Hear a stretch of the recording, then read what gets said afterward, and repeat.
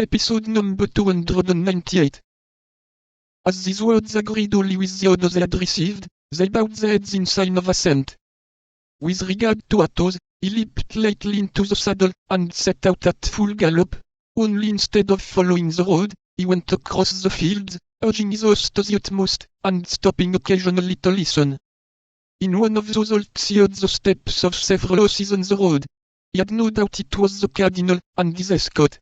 He immediately made a new point in advance, rubbed his horse down with some meat and leaves of trees, and placed himself across the road, about 200 paces from the camp. "Who goes there?" cried he, as soon as he perceived the horsemen. "That is a brave musketeer, I think," said the cardinal. "Yes, Monseigneur," said Porthos, "it is he." "Monsieur Athos," said Richelieu, "receive my thanks for the good guard you have kept. Gentlemen, we are arrived. Take the gate on the left. The watchword is, King Henry." Saying these words, the cardinal saluted the three friends with an inclination of his head, and took the right hand, followed by the attendant, for that night himself slept in the camp. "Well," said Porthos and Aramis together, as soon as the cardinal was out of hearing, "well, he signed the paper she required." "I know it," said Athos, coolly, "sincere it is." And the three friends did not exchange another word till they reached their quarters, except to give the watchword to the sentinels. Only they sent Mousqueton to tell Planchet that his master was requested, the instant that he left the trenches, to come to the quarters of the musketeers.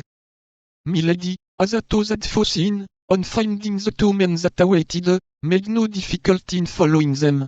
She had for an instant an inclination to be reconducted to the cardinal, and relate everything to him, but a revelation on her part would bring about a revelation on the part of Athos.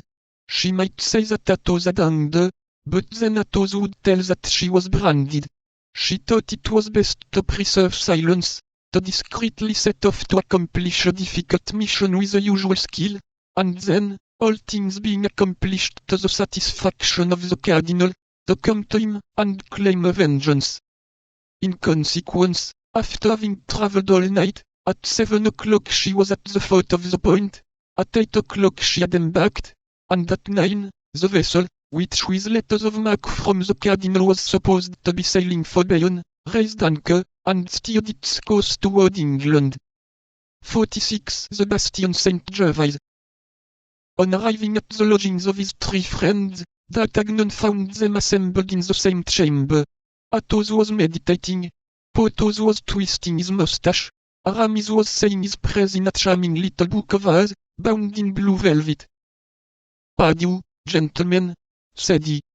"I hope what you have to tell me is worth the trouble, or else, I warn you, I will not pardon you for making me come here, instead of getting a little rest after a night spent in taking and dismantling a bastion. Ah, why were you not there, gentlemen? It was warm work,